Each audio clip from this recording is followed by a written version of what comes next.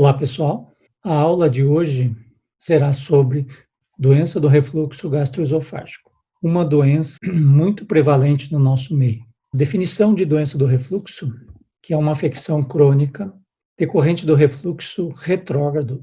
O conteúdo do estômago reflui para o interior do esôfago e para órgãos adjacentes, acarretando um espectro variável de sintomas e sinais esofagianos e, muitas vezes, extraesofagianos, laríngeos, dentários, pulmonares, etc., associados ou não a lesões teciduais. Então, é uma doença que tem uma prevalência grande. 10% da população tem azia diária. 20% tem azia pelo menos 3 vezes por mês. Metade da população, quase a metade da população, tem sintomas intermitentes. Então, de epidemiologia, nós vamos observar que 10 a 15% dos pacientes podem evoluir com complicações. Uma delas está representada aqui, o esôfago de Barrett, que é a substituição do epitélio escamoso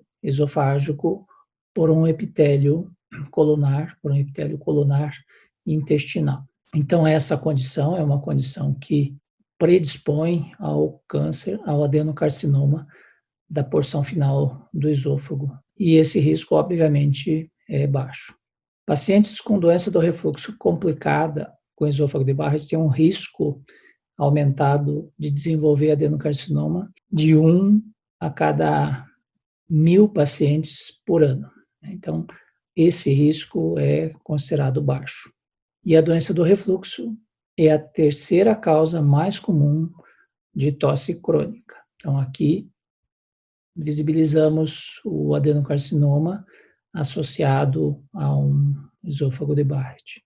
Na fisiopatologia da doença do refluxo, nós temos várias causas e nós temos muitos mecanismos contentores do refluxo, e muitas vezes esses mecanismos não estão funcionando adequadamente nos casos dos pacientes portadores da doença do refluxo. Então, nós temos um primeiro mecanismo, que é a depuração ácida esofágica, chamada de clearance esofágico, ou clareamento ou limpeza do esôfago. Nós temos alguns fatores aqui: a saliva, a motilidade esofágica e a própria gravidade são elementos que ajudam a limpar o ácido que possa eventualmente refluir de forma fisiológica. Nós podemos ter defeitos ou diminuição da resistência do epitélio esofágico. A presença do muco e mecanismos celulares podem estar alterados quando o indivíduo passa a ter lesão ao nível do esôfago. Nós temos elementos anatômicos que são contentores do refluxo. Quando o indivíduo é portador de uma hérnia de hiato, ou seja, uma parte do estômago, a porção superior do estômago, ela se desloca para dentro, por dentro do diafragma, através do diafragma, para dentro de porções torácicas. Esses mecanismos anatômicos estão todos comprometidos, destruídos, né? Nós podemos ter também quadros de dispepsia, quadros de má digestão, que a dificuldade na digestão, a dificuldade no esvaziamento gástrico possa contribuir para que esse conteúdo reflua aqui para o interior do esôfago. O aumento de pressão intraabdominal, então qualquer situação que faça esse aumento de pressão intraabdominal, o mais comum é a obesidade, mas nós temos gravidez, por isso que as grávidas tendem a ter mais azia do que a pessoa não grávida. Plásticas abdominais, né? Mulheres em geral que se submetem a cirurgias plásticas abdominais têm uma tendência em ter mais refluxo do que uma pessoa que não fez a plástica.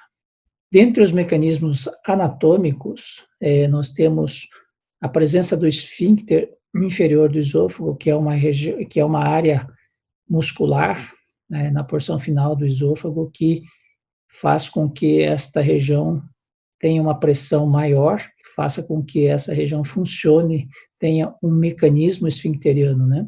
Esta região só se abre após um estímulo, e o estímulo é a deglutição, né? Quando uma onda peristáltica chega aqui, no esôfago distal, a tendência desse esfíncter é relaxar para que o alimento passe. Então, nós temos nesse momento o relaxamento transitório. E esse relaxamento transitório talvez seja um dos principais mecanismos contentores do refluxo. Então, ele fica transitoriamente muito mais tempo aberto, relaxado, do que nos indivíduos normais.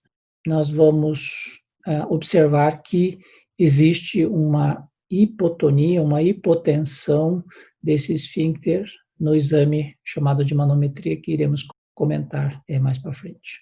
Nós temos também a agressividade do conteúdo que reflui, o ácido. Então, tem pacientes que possuem hiperacidez.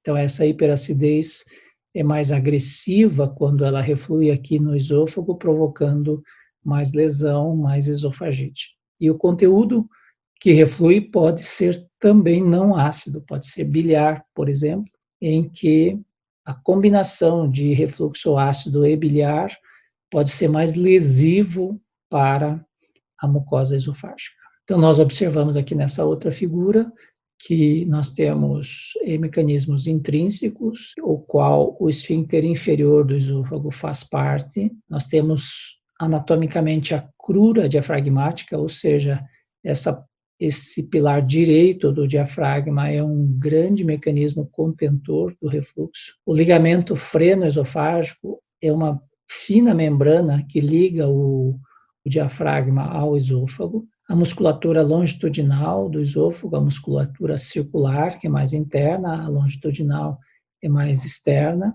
O próprio diafragma, a junção esôfago-gástrica, essa junção epitelial também são mecanismos anatômicos. Então, se ela estiver aqui anatomicamente coincidindo com o pinçamento diafragmático, ela funcionará como um mecanismo esfincteriano melhor. Nós temos o ângulo de His, esse ângulo formado entre o esôfago e o fundo gástrico, e a prega de Gubarov. Então, cria-se uma prega aqui.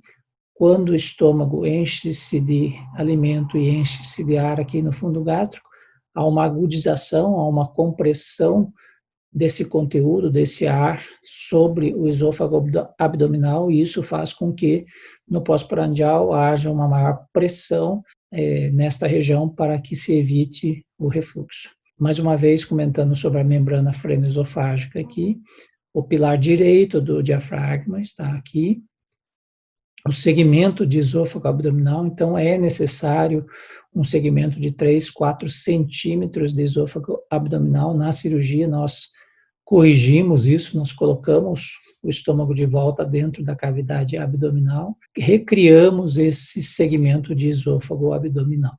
A presença do esfíncter esofágico inferior funcionante. Na manometria nós observamos uma hipertonia desta região. Quando nós temos, então, a presença da hérnia de hiato, nós temos a destruição de todos esses mecanismos anatômicos antirrefluxo. O esfíncter vai estar localizado lá dentro do tórax.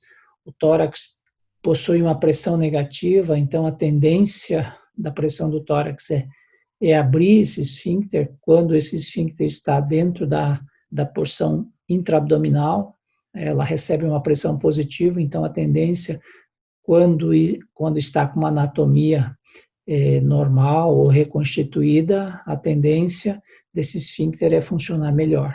Aqui nós temos a prega de Gubarov que está, e o ângulo de His que está totalmente aberta quando o paciente é portador de uma hérnia de hiato. Aqui a imagem de uma hérnia de hiato pela visão endoscópica, né? Então, endoscopicamente, nós observamos o pinçamento diafragmático, um segmento gástrico acima do diafragma e a linha Z, a transição esôfago-gástrica, acima do pinçamento, mais do que 2, 3, 4 centímetros é sinal da hérnia de hiato.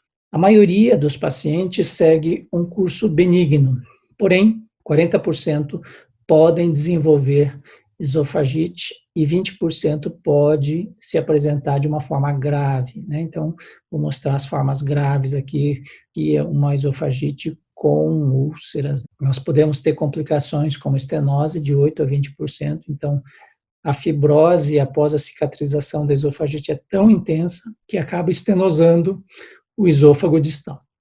Temos a presença de úlceras em 5% das vezes, às vezes sangramento muitas vezes pelo processo inflamatório faz com que esta região, às vezes uma situação de náusea, possa propiciar uma síndrome de Mallory-Weiss, né, um sangramento espontâneo que pode acontecer após episódios de náusea. A presença do esôfago de Barrett, então, é este esôfago distal recoberto por uma metaplasia intestinal. O risco de um Barrett desenvolver adenocarcinoma é de 0,2% ao ano. Então, a preocupação é o adenocarcinoma, apesar de ter uma incidência baixa. Então, esse artigo demonstra uma casuística muito grande, realizado lá na Dinamarca, de 11 mil casos de esôfago de Barrett que foram acompanhados e somente 131 casos desenvolveram adenocarcinoma. Então, eles estimaram um risco anual de desenvolvimento do adenocarcinoma em 0,12% ao ano, e o risco, quando não há displasia, é de um caso a cada 1.000 pacientes ano. E o risco com displasia são 5 casos, são 5 vezes mais, 5 casos a cada 1.000 pacientes ano. Então, quando existe a evolução para a displasia, há uma preocupação maior de que esse paciente tenha um risco maior de desenvolver câncer adenocarcinoma. De manifestações, as manifestações típicas, em geral a pirose e a regurgitação, são sintomas típicos em que esses dois sintomas nos dá 90% de certeza de que isso trata-se de uma doença do refluxo. De manifestações atípicas, nós podemos ter dor torácica, disfagia é a maior ou a principal causa de dor torácica não cardíaca. Nós podemos ter disfagia naqueles casos em que os pacientes possam evoluir para uma estenose, mas a disfagia sempre é um sinal de alerta, né? Porque nós podemos ter complicações ou pacientes que possam estar evoluindo para um câncer de esôfago. Odinofagia e globus. Globus é aquela sensação de bola na garganta que os pacientes se queixam. Manifestações extraesofágicas nós podemos ter orais, dentárias, né? Não é comum. Eventualmente pulmonares, pacientes com asma, com bronquite, que possam ser desencadeados por refluxo e eventualmente até pneumonias de repetição.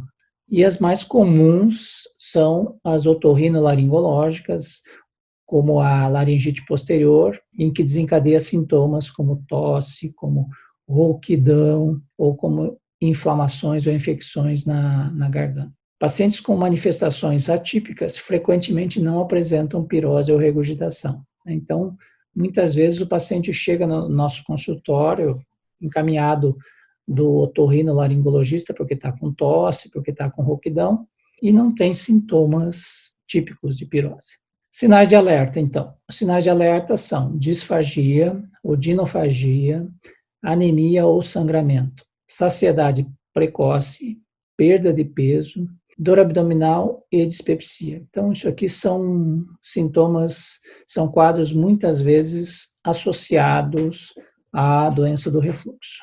Então, aqui nós temos um quadro com uma inflamação bem importante, uma esofagite, úlceras, e isso pode se apresentar já com disfagia. Aqui outro caso já com uma estenose, em que esse paciente também vai ter disfagia durante o curso da doença. E na radiografia, na radiografia contrastada, na seriografia, nós vemos melhor, nós podemos estudar melhor a estenose, a extensão dessa estenose. Nós temos dois tipos de apresentação da doença do refluxo. A apresentação em que nós não temos erosão, então é a doença do refluxo não erosiva, chamada de NERD, né?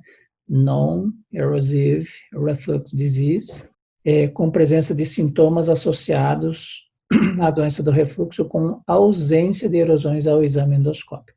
É a forma mais frequente. Então, muitas vezes, nós fazemos endoscopia e nós encontramos essa situação em que nós não vemos erosão, nós vemos um discreto espessamento da mucosa, a mucosa se torna mais esbranquiçada, mas nós não temos lesão erosiva. A acurácia da endoscopia nesses casos é somente de 53%. Podem estar associados a sintomas atípicos em 20% dos casos. No caso da doença do refluxo erosiva, pode estar associado ao refluxo com erosão ao exame endoscópico. É uma forma menos frequente, mas quando nós encontramos erosão no nosso exame endoscópico, nesse caso aqui, nós vemos erosões, nós temos quase que certeza que isso é doença do refluxo mesmo, mas é a apresentação menos frequente. Então, quando nós encontramos uma situação dessa em que nós não encontramos lesões erosivas, nós temos que investigar melhor esse caso, porque pode ainda assim estar associada à doença do refluxo. Endoscopia, nós temos vários graus de apresentação das erosões. Nós temos o grau A, que na classificação de Los Angeles, que é a mais usada, em que as erosões são menores do que 5 milímetros. Então, são erosões pequenas aqui. O grau B seriam erosões maiores do que 5 milímetros. Então, uma erosão mais extensa aqui. O grau C seriam erosões confluentes, mas que compromete menos do que 75% da luz. E o grau D seriam lesões confluentes com mais de comprometimento de mais do que 75% da luz, quase que circunferenciais. É uma maneira da gente graduar as erosões na classificação de Los Angeles. Nós podemos lançar mão da pH-metria, então já foi considerada como padrão, mas hoje nós temos como padrão a impedanciometria.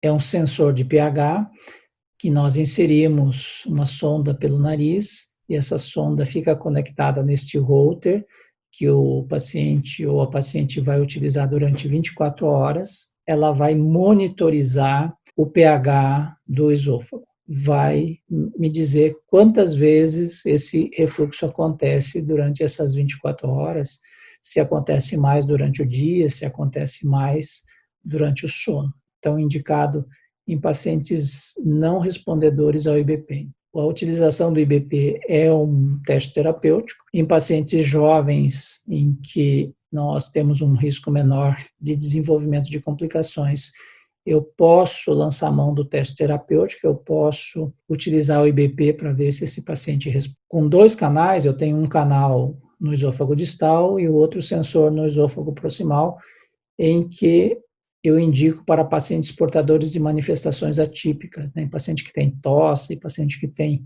rouquidão, então eu posso indicar esse exame para identificar se existe uma correlação dos episódios de sintomas com a presença de refluxo. Então, esse aqui é um traçado de uma pH-metria normal, em que o pH 4, quando há refluxo, o pH cai abaixo de 4. Então, isso aqui são episódios de refluxo que aconteceram algumas vezes durante o dia. Esse é o canal distal e esse aqui é o canal proximal. Então, no canal proximal não houve episódios de refluxo. Houve aqui durante uma refeição, mas durante a refeição nós desconsideramos, porque aqui o paciente informa a hora que os momentos que ele se alimentou, né? Então aqui é o momento da alimentação. Ele informa o momento que ele deitou, Aqui em amarelo está o período que ele deitou, pelo jeito ele deitou o dia todo. Aqui ele começou o exame de tarde, pelo jeito. Então ele instalou a sonda às 18 horas, e aí às 22 ele deitou, e durante o sono ele quase não teve episódio de refluxo. Ele deve ter tido no início da noite aqui, porque ele comeu às 20 horas e deitou às 22, né? Então teve alguns episódios aqui. Mas foi considerado normal porque a quantidade de refluxo foi pequena. Ele acordou, tomou o café da manhã, aí às 11 horas ele comeu, mas durante esse período ele não teve nenhum episódio de refluxo. O paciente almoçou aqui, 1h da tarde, teve alguns, deitou logo em seguida, então está deitado aqui em amarelo. Então ele almoçou e deitou. Então são atitudes que você não deve ter quando você é portador de refluxo. Então aí ele teve alguns episódios de refluxo por ter comido e deitado. E depois, até a retirada, ele não teve nenhum episódio. Se computar isso, vai dar normal, vai dar fisiológico isso. E aqui um traçado de um paciente portador de doença do refluxo. O paciente tem vários episódios de refluxo, toda vez que o traçado cai abaixo do pH 4 é sinal que ele está tendo refluxo.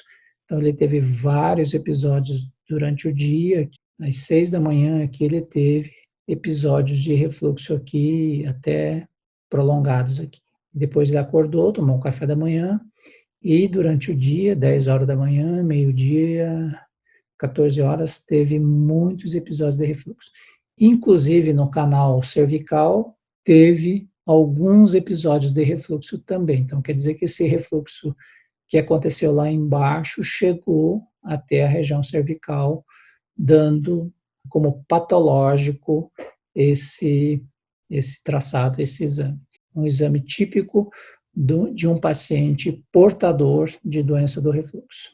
Aqui um outro caso bastante alterado, em que esse paciente teve muitos episódios de refluxo, deitou aqui durante o dia, teve refluxo ortostático, teve refluxo supino. Então, toda vez que esse paciente comeu no pós-prandial, teve muitos episódios de refluxo durante o dia, depois deitou aqui, não sei que hora, se isso é 3 da manhã, 5 da manhã, teve episódios de refluxo durante o sono e voltou a ter refluxo durante o dia. Então, esse é um traçado bem alterado, em que nós temos o diagnóstico firmado de doença do refluxo. Na impedância-pH-metria é uma outra maneira de você avaliar se esse paciente é portador de refluxo. Então, a impedância é a resistência à passagem da corrente elétrica entre um eletrodo e outro, e de acordo com a diferença do que vai ou do que volta, ele consegue definir se é líquido, se é um refluxo líquido, se é um refluxo sólido ou se é um refluxo gasoso. Então, ele consegue caracterizar refluxos ácidos, então ele tem um sensor de pH aqui, ou refluxo não ácido, de acordo com a diferença de impedância quando a substância está passando pela sonda. Existem refluxos ácidos com pH menor que 4 e refluxos não ácidos, que podem ser biliar ou não, ele consegue identificar, ou fracamente ácido, com pH de 4 a 7. Então é um exame melhor, porque o paciente pode estar tomando IBP, que ele vai caracterizar a presença ou não de refluxo, seja ácido ou não ácido. Então, a indicação é para pessoas com sintomas persistentes durante o uso do IBP, para avaliação de doença do refluxo atípica e para correlacionar episódios de refluxo ácido e não ácido com os sintomas, quantifica episódios de refluxos proximais e avalia refluxo pós-prandial. O pH é cego durante o período logo após o pós-prandial, né? Esse exame, então, consegue caracterizar melhor esses refluxos. E consegue também caracterizar pacientes que têm bypass, que têm um estômago muito pequeno, pouco secretor, e que se o paciente se queixa de refluxo, você pode caracterizar refluxo nesses pacientes que não são ácidos.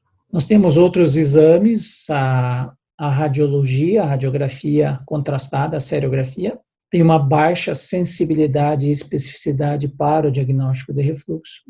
Sintomas de disfagia e odinofagia, nós podemos caracterizar se o paciente tem algum grau de estenose, aqui tem estenose, úlceras, divertículos, estenoses, hérnia de hiato, encurtamento do esôfago. São situações em que eu consigo caracterizar melhor neste exame. E casos de dismotilidade importante, que aqui nesse caso é um esôfago em quebranoses, em que aparece esse esôfago em saca-rolha, em aspecto de saca-rolha, né? Em que nós podemos caracterizar. Então, dilatações, estenoses, nós conseguimos caracterizar melhor neste exame. Então, é um exame auxiliar que eu posso lançar mão quando a endoscopia não me esclarece. A manometria é um exame que serve para eu diagnosticar alterações de motilidade. Então, isso aqui é uma onda peristáltica. A sonda fica dentro do esôfago e ela tem diversos sensores de pressão. Então, toda vez que eu peço para o paciente deglutir, então há aumento de pressão e esse aumento de pressão vai descendo no esôfago. Então, isso é uma onda peristáltica típica. Ela vai descendo, descendo, descendo, até chegar no esfíncter inferior, em que ela tem uma onda negativa, onde ela abre o esfíncter para o alimento passar. Então, aqui eu tenho a pressão do esfíncter superior, então nessa manometria de alta resolução, e onde está azul é a ausência de onda, onde está um azul clarinho é uma contração de amplitude fraca, aqui em amarelo e vermelho, onde eu tenho uma contração mais vigorosa. Então, aqui é uma onda peristáltica, que ela desce todo o caminho do esôfago, empurrando o alimento para baixo, e a hora que o alimento está lá no esfíncter inferior, o esfíncter inferior abre, então aqui tem ausência de onda para que o alimento passe, né? Então, aqui é uma contração, ele abre um pouquinho antes para o alimento passar. Esse é um traçado de uma onda peristáltica típica. Então, a onda peristáltica tem esse aspecto oblíquo aqui, porque ela vai descendo o esôfago conforme o tempo vai passando.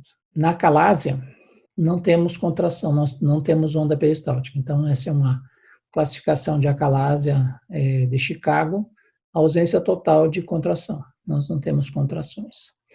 Aqui no tipo 2, nós temos uma contração que acontece todas ao mesmo tempo. Então, não é uma onda peristáltica, porque a onda peristáltica seria oblíqua. Então, uma contração que, obviamente, essa contração não é peristáltica. Então, com isso, não vai descer o alimento, né? Porque o alimento está lá em cima, ele vai ter que ser empurrado, né? Então, quando existe peristaltismo, ela tem aquela onda oblíqua. Então, aqui é caracterizado por uma panpressurização e que não é eficaz.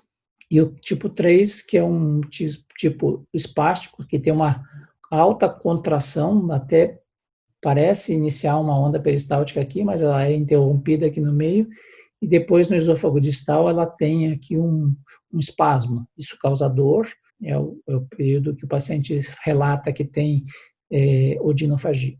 É uma situação totalmente patológica. Aqui, a ausência total de contração. Aqui são os tipos normais, o tipo hipertensivo, o tal do esôfago em quebranoses, tem uma contração peristáltica, mas essa contração peristáltica ela é de alta amplitude, ela é muito forte, né? Olha, veja aqui, 6.000 DCI aqui, né? É muito alta essa contração aqui. E aqui, o tipo espásticos, que é o esôfago em Jack-Hammer, né? Ele fica em contrações espásticas o tempo todo, né? Então, isso aqui causa muita dor e não progride o alimento. Então, nós temos aqui um algoritmo. Se o paciente tem pirose e regurgitação, é o quadro típico, ele faz uma endoscopia. Em 50% das vezes, na endoscopia, eu vou fazer o diagnóstico de refluxo. Eu vou tratar esse paciente. Se for negativo, se a endoscopia vier normal ou vier aquele NERD lá, esofagite não erosiva, eu posso lançar mão do teste terapêutico. Eu vou resolver isso em 70% das vezes. Se eu não conseguir o diagnóstico, eu parto para uma pH-metria. Se a pH-metria me esclarecer o diagnóstico de refluxo, eu vou tratar. Aqui eu posso lançar mão de biópsia, mas, em geral, a microscopia eletrônica a gente acaba não utilizando por ser muito cara. Se eu não fizer o diagnóstico com a pH-metria, eu posso lançar mão da impedanciometria. Se ela fizer o diagnóstico, eu trato, eu posso ter refluxos ácidos ou não ácidos. Se eu tiver muitos episódios de refluxo não ácido, eu posso não ter melhora com o IBP. Então, aqui, quando é refluxo ácido, sim. Quando é refluxo não ácido, muitas vezes eu passo a indicar cirurgia nessas situações. Do tratamento, eu indico medidas comportamentais, elevação da cabeceira da cama, se esse paciente tiver refluxo noturno, moderação na ingestão de alimentos gordurosos, cítricos, café, bebida alcoólica, bebidas gasosas do tipo colas, Coca-Cola, bebidas com menta, hortelã e chocolate. Então, bebidas cafeinadas. Evitar refeições copiosas, então, grande volume, né? Então, deve-se comer menos e mais vezes. Evitar de deitar. A alimentação deve ser feita 2 horas antes de se deitar. Redução ou suspensão do tabagismo. Perda de peso, caso esteja acima do peso, caso esteja no sobrepeso ou obesas mesmo, né? E cuidados com alguns medicamentos que são potencialmente pioram o refluxo, anticolinérgicos, teofilina, né? Medicamentos para asma, aminofilina, antidepressivos tricíclicos. Muitas vezes esses pacientes já têm um quadro depressivo junto, estão tomando algum tricíclico, inclusive os tricíclicos aumentam o peso, né? Bloqueadores de canal de cálcio, muitas vezes são obesos, hipertensos, agonista beta-adrenérgicos ou beta-bloqueadores, e alendronato. Alendronato, mais pelo comprimido ser grande e ele poder ficar impactado no esôfago. Os IBPs, os bloqueadores, inibidores da bomba de próton existentes no mercado são omeprazol, lansoprazol, rabeprazol, pantoprazol. Então, os mais conhecidos é omeprazol e pantoprazol.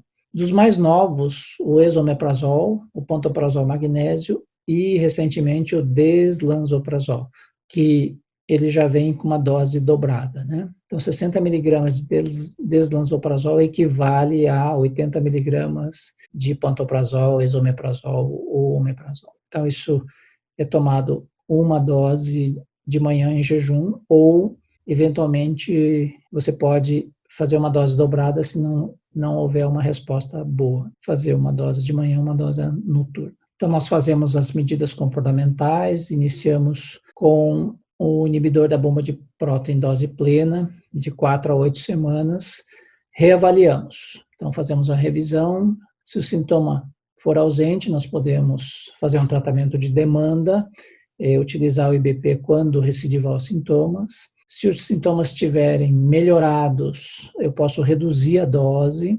E se os sintomas forem inalterados, eu posso manter o tratamento ou optar por uma outra droga ou por um tratamento cirúrgico. O segmento é individualizado e vou adequando a dose conforme a resposta ao tratamento. Em relação ao tratamento cirúrgico eu indico quando a medicação não melhora, que eu caracterizo como uma intratabilidade clínica, ou quando o medicamento melhora, mas o paciente não consegue interromper o tratamento. Os intolerantes podem ter efeitos colaterais, ou pode ser uma intolerância financeira, né? Então, a medicação não é muito barata, então, às vezes, ele não tem condições de ficar comprando a medicação. Quando existem complicações, estenoses, úlcera, sangramento, anemia e o próprio esôfago de Barrett, o tratamento cirúrgico é uma opção. Quando existem manifestações extraesofágicas, como laringite posterior, tosse crônica, disfonia, pneumonia de repetição, asma, é uma opção de tratamento, porém a resposta não é tão boa quanto quando eu indico para os sintomas típicos de azia, de regurgitação. Qual é o paciente bom para operar? Em geral, paciente jovem, paciente que tem boa resposta ao IBP. Daí você vai me perguntar, mas professor, Se ele responde bem ao IBP, por que eu vou operar? Às vezes ele não quer operar, é uma opção do paciente. Quando tem disfunção do esfíncter, um esfíncter muito hipotônico, quando tem uma esofagite erosiva muito sintomática, quando a resposta ao tratamento não é boa, quando tem hérnia de hiato, então quando tem hérnia de hiato, os pacientes refluem mais do que quando não tem.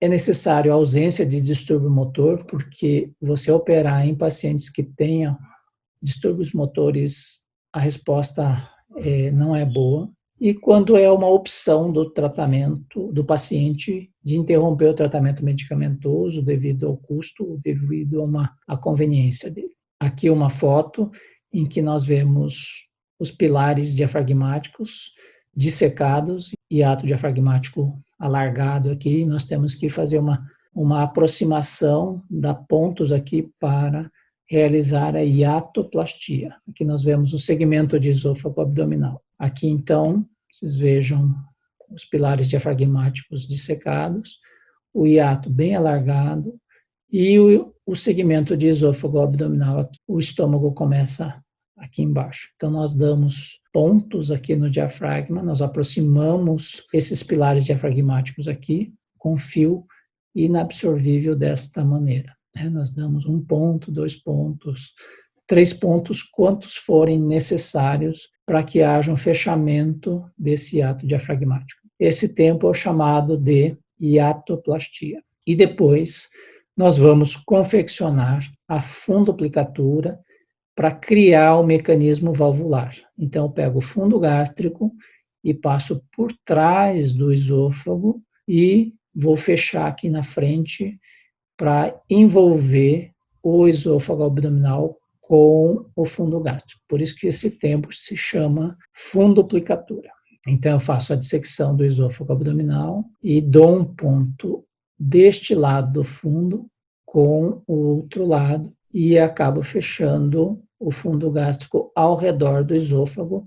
E, em geral, dou 3, 4, 5 pontos de acordo com a preferência. Então, esta técnica em que se fecha 360 graus aqui na frente do esôfago, nós chamamos da técnica de Nissen. Então, a comparação da técnica de Nissen, que fecha 360 graus aqui na frente, com a técnica de Linde, Tope-Linde, que fecha 270 graus, fecha menos, é para evitar sintomas como disfagia, como distensão pós-prandial. Então, alguns pacientes têm um quadro de dispepsia associado em que se tem a disfagia pós-prandial, após a cirurgia, e a incapacidade de arrotar e vomitar. Então, às vezes eu lanço mão de uma técnica deixa menos fechado aqui a válvula, para evitar esse tipo de situação. Mas a técnica clássica é a técnica de Nissen, que dá um resultado melhor na contenção do refluxo. Atualmente, nós indicamos o tratamento endoscópico, é uma opção para pacientes com doença do refluxo que não tenha muita esofagite, que tem um tratamento bem sucedido com o medicamento, porém é dependente da droga. A pH-metria confirma a doença do refluxo. Contraindicações: hérnias maiores do que 3 centímetros, hérnias grandes, desordem motora, esofagite complicada, esôfago de Barth, estenose, úlcera, aqui seria uma das indicações do tratamento cirúrgico videolaparoscópico. Aqui é uma contraindicação, cirurgia de refluxo prévia, pacientes obesos. Então, a opção do tratamento endoscópico, uma alternativa para os pacientes com menos refluxo. Então, nós temos várias alternativas. Esse Lynx é um anel magnético que é colocado na transição esôfago-gástrica, é feito por laparoscopia, uma ideia do Dr. Demister, lá de Los Angeles, mas toda vez que a gente colocou algum anel apertado aqui, sempre acabou dando problema, principalmente na bariátrica. É um grampeamento que se faz aqui no ângulo de His, então é uma agudização do ângulo de His. Você dispara esses tacs aqui, são dispositivos de plástico, e a gente viu isso muitas vezes se soltar, né, com o tempo. Nós temos o Endostim, que é o marca-passo para aumentar o tônus do esfíncter, mas essa empresa faliu. Nós temos o Stretta, que é uma cauterização por radiofrequência na transição esôfago-gástrica, mas o resultado não é tão bom. Então, em princípio, o resultado de todos os tratamentos endoscópicos falharam a longo prazo. Então, são técnicas experimentais e que acabaram falhando. Então, de conclusão, a doença do refluxo apresenta uma prevalência elevada, a fisiopatologia é complexa e o papel do esfíncter esofágico inferior e do ácido clorídrico são os importantes. Existe um impacto negativo na qualidade de vida relacionada à saúde e é reversível com tratamento, seja ele clínico, seja ele cirúrgico. O tratamento clínico baseia-se em medidas comportamentais e uso de antissecretores, IBP em geral. E o tratamento cirúrgico é indicado na intratabilidade clínica e na presença de complicações. E o tratamento endoscópico fica como uma opção, mas uma opção onerosa em que o resultado a longo prazo não se mostrou tão eficaz. Então, gente, é isso. Eu fico à disposição para tirar algumas dúvidas e vamos conversar, então, na aula de tutorial, no dia do tutorial. Beleza? Então, até mais, gente. Obrigado. Tchau.